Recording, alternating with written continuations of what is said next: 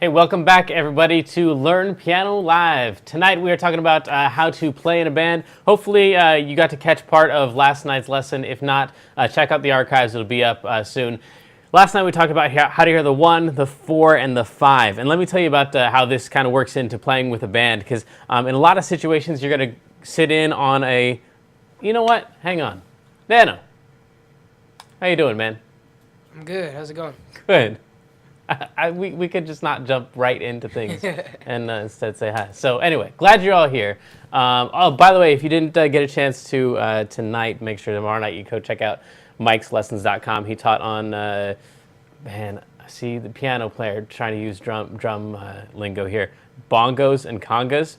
I think that's what they're called. Anyway, it was really cool to listen to and stuff. But anyway, go check out his stuff, Mike'sLessons.com.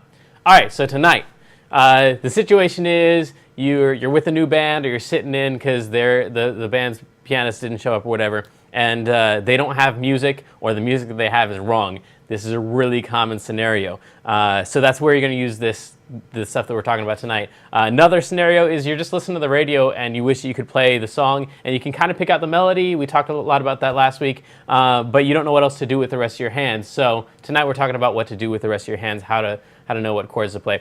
This is an intermediate lesson, so hopefully you're kind of already familiar with scales and how scales work and stuff. And tonight we're going to be using some diatonic triads. I'll talk a little bit about what that is.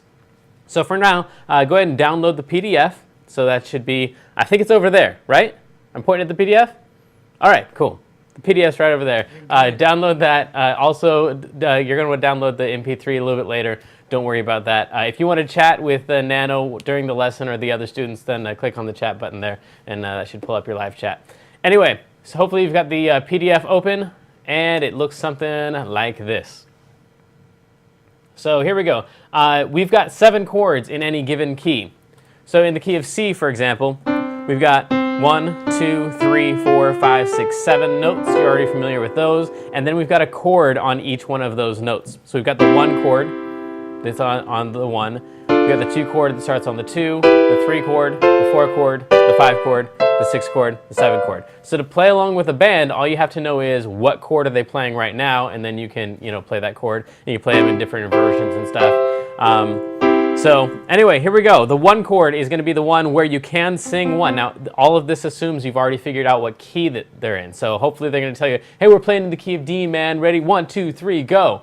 So you know automatically, the key of D. And you've got all your chords from there, the 1 chord, the 2 chord, the 3 chord, the 4 chord, the 5 chord, and so on and so forth. So assuming that you already know what key we're in, the 1 chord, you're going to be able to sing the 1, and it's going to sound like it's at home. So you've probably played this a lot before, and you've noticed that whatever key you're in, the song always ends on the chord that has the same name as the key. So if you're in the key of D, you're probably going to end on a D chord. You're probably going to start on a D chord. In the key of G, you're probably going to start on a G chord. Your song's probably going to end on a G chord. That's because G in the key of G feels like home. Let me show you what I mean.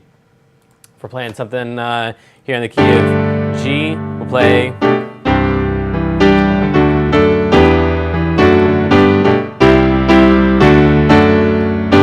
right there, the last one that we really want to go to, that's our G chord.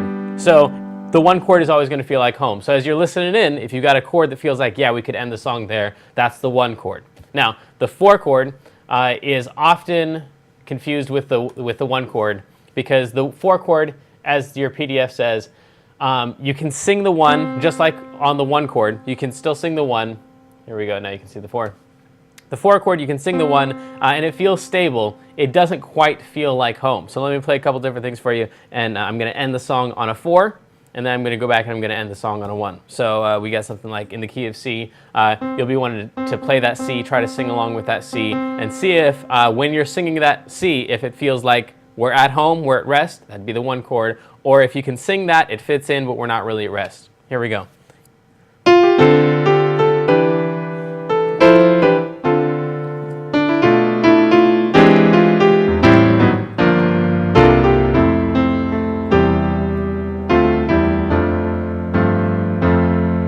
That's our 4 chord. You can sing the 1, and that's the 1 chord, where you can still sing that same 1, but this one really feels like it's home. This is the 4 chord, You can sing the one, doesn't feel like home. That one, you can sing the one, and it feels like home. So that's the 1 chord and the 4 chord. Like I said, it's really common to mix those two up. So if you're transcribing songs and stuff, and you think you hear a 4, and you play the 4, it ends up being a 1. That's really common. The next one is the 5. This is probably like the easiest one to hear aside from the 1 chord, because the 5 chord, it always just, it pushes you down so hard from the 1 down to this one right here, the 7 or the leading tone of the scale. So we've got, if you could sing the 1 and it feels like home, we're playing a 1 chord. If you can sing the 1, but it doesn't feel like home, probably the 4 chord. And then once we play the 5 chord, that 1 gets pushed down there. So if you're trying to sing that 1, trying to hang on to it, and you get forced down into that note right there, that's a 5 chord. So I'm going to play for you the 1 chord, the 4 chord, and then the 5 chord. You're going to listen. The first one's you're going to be able to sing home. You're going to be able to sing number 1. It's going to feel like home. The second chord, you're going to be able to sing home, sing that number 1, but it's not going to feel like we've rested. And then on the third chord, I'm going to play the 5 chord, and you're going to be pushed down to that 7. You won't be able to sing that 1 anymore. You'll have to move down to that 1. Here we go. Singing along, and here we go. The 1, let me move back here so you can listen and not watch. Here we go. That's the 1, 4, 5, and that last one was a 1 chord. So it should feel like that's the appropriate place to rest. The 4 chord would have sounded like that. So that's our 1 chord.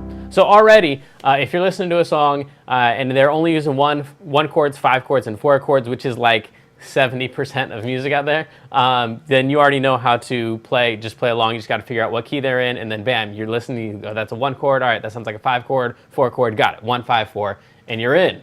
All right. Unfortunately, those are not all of the chords in all the songs. So we've got these other ones we want to take a look at tonight. This is our main focus. The next one we want to take a look at is the 2. So on 2, you could kind of sing the 1. You can't really sing the 7 on the 2. On the 2, actually, you're going to want to move up to the 2 of the key. So I'm going to play the 1 chord, and then the 5 chord, and then the 1 chord, and then the 2 chord. So you're going to sing this on the 1 chord. You're going to sing that on the 5 chord. You're going to sing this on the 1 chord, and then you're going to want to push up to that one on the 2 chord. Here we go. So we got the 1 chord. That's the 5 chord. 1 chord. And that's the 2 chord. And hopefully that's the note that you were wanting to sing there. So that's the 2 chord. It is really frequently substituted with the 4. In fact, if they're playing a 4 and you're playing a 2, it'll kind of work out. If they're playing a 2 and you're playing a 4, it'll kind of work out. It won't sound the best, but 2 chords can be substituted for 4 chords. Now, 2 chords also usually want to move to the 5, which is actually our preview for next week. The progression I want to show you tonight is a 2-5-1.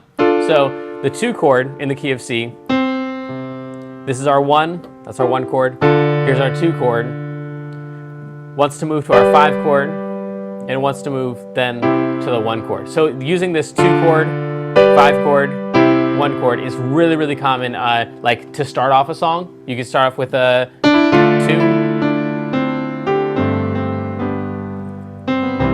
2, 5, 1 right there, and you've got like a nice intro to a song, and it like tells the vocalist who's singing along or the band or whatever what key you're in. It makes it all really clear. You've got the 2, the 5, and then the 1. It's also used a lot in turnarounds for songs. So like if you want to go back into the song, you can't figure out like what's a really creative way to get back into the song. Play a 2, 5, 1, bam, you're ready to go. So we got the end of the song that goes, and you want to go again, you go 2, 5, and then you're back into it. So 2, 5, 1s, they're really common. I would highly suggest playing those, practicing those in every single key that you know. So a 2, 5, 1 in C, 2, 5, 1 in F, 2, 5, 1 in whatever key you know. It's gonna show up all the time. And like I said, you can substitute 2 chords and 4 chords kind of back and forth a little bit. So moving on, the 3 chord. The 3 chord, you can sing a 7 because the 7 is actually in the 3 chord. If you take a look at your scale, we've got 1, 2, 3. That's the 3 chord, and you'll notice the 7 is sitting right there at the top of that 3 chord. So you'll be able to sing the 7, but it's going to sound kind of dark, kind of sad, like it does, you know. So it's going to have that dark feeling to it, but you're going to be pushed down to the 7. So let me show you that. I'm going to play a 1, and then a 3, and then a 4. So I'm going to play the 1, and then the 3, and then the 4. You're going to try to sing this note right here. On the 1, you're going to be able to. When I go to the 3 chord, you're going to be pushed down to that one, but it's going to sound dark, not like the 5 chord. 5 chord sounds like that, nice and happy with the 7. The 3 is going to feel kind of dark with that 7, and then when I get to the 4, you're going to be pushed back up to that 1, but it's going to feel away from home. Here we go. 1, 3, and then 4. 2, 3, 4. 3,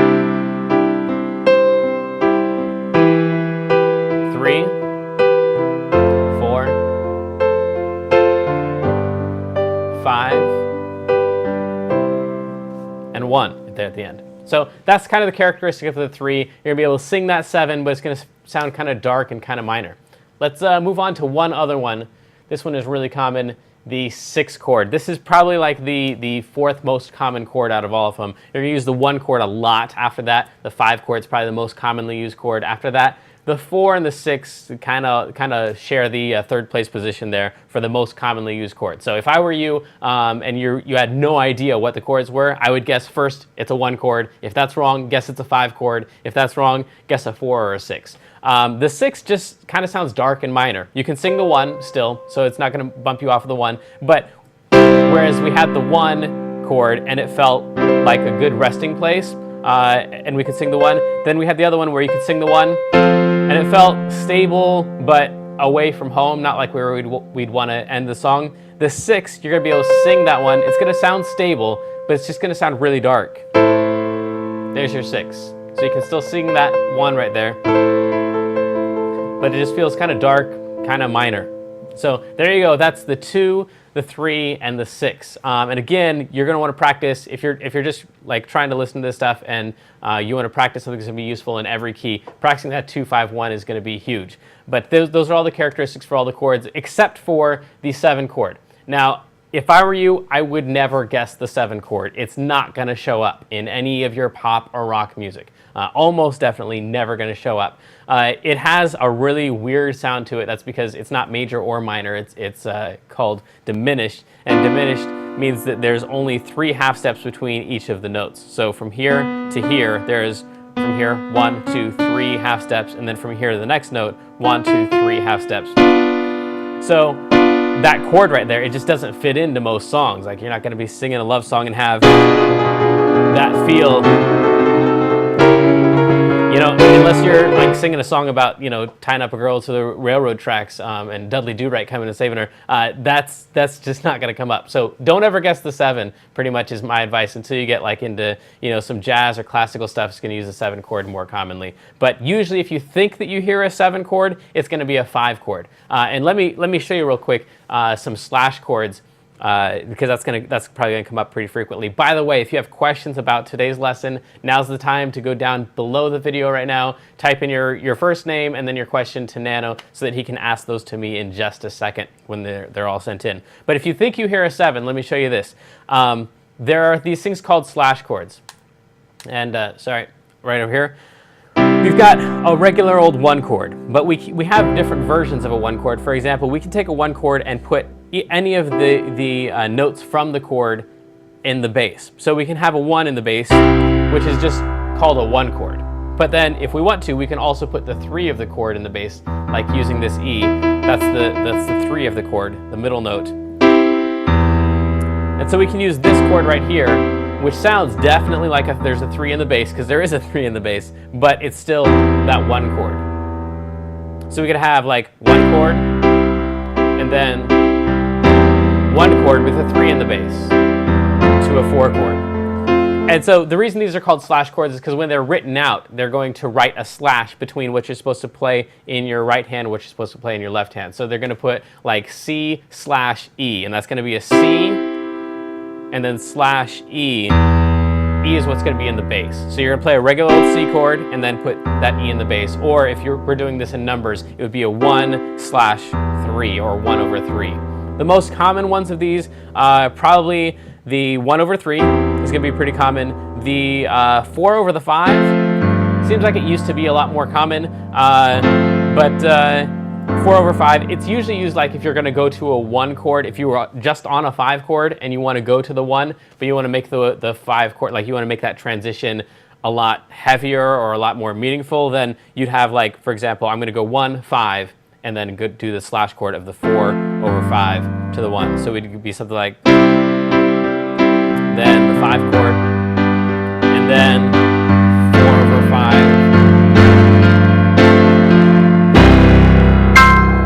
So it just makes it feel that really wants to move to that 1 chord. So the 4 over the 5 is pretty common. Other ones that you're going to see are 5 over 7, and this is why I bring this up with that 7 chord. If you think you hear a 7, every single time I would guess a 5 over 7. So we're playing a 5 chord here with the 7 in the bass. So that's really common if you're like going from a 1 chord to a 6 chord. Instead of just jumping down, we could use that 5 over 7 in between and let that bass just walk from 1 to 7 to 6. And it sounds like. So it kind of makes a nice little transition. So those are slash chords. If you see something with a, like a C/E, just know the second one is what your bass is supposed to be playing. The first one is just the main chord like you'd normally play it. All right, I think it's question time. What do we got, Nano? Okay, so Angie's asking, she says she's transcribing Selena Gomez's song "Come and Get It" for this month's homework. Okay. And she used last week's note inventory. Okay. And the notes sound like they're from B flat, but 6 sounds like home. And she wants to know what key is it really? Okay. I'm sorry, can you ask that one more time? Okay. All right, she's doing the homework assignment, which is for you guys to record yourself playing one song that you've transcribed, meaning you haven't looked up the chords on the internet, but you're just listening to the song, and so you're trying to figure out what the chords are and what the notes are for the song. So she's transcribing, It's a Selena Gomez song? Yeah, it's called Come and Get It. Okay, let me see if I can find that. Come and Get It. Come and Get It. That sounds like it might not be clean. Let me check it out.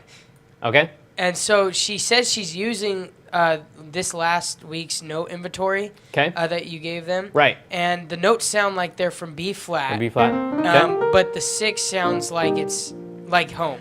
Oh, right. Okay. And she's asking pretty much what is the actual key that it's using. Okay, cool. I think I got it. Let's see here. I think this is a song.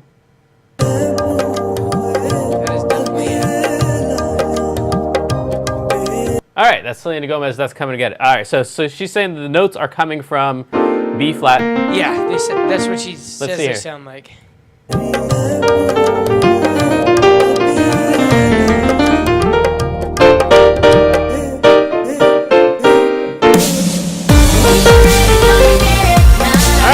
Yeah, all right. So before that becomes unplayable, unbroadcastable, let's see here. She's saying that the 6 sounds like home. Yeah. She's right. The 6 is home. So we've got the 1 chord, the 2 chord, the 3 chord, the 4 chord, the 5 chord, the 6 chord in the key of B flat. And this is the one that probably the song is going to end on. So yeah, absolutely. The notes are from B flat and it starts on the 6.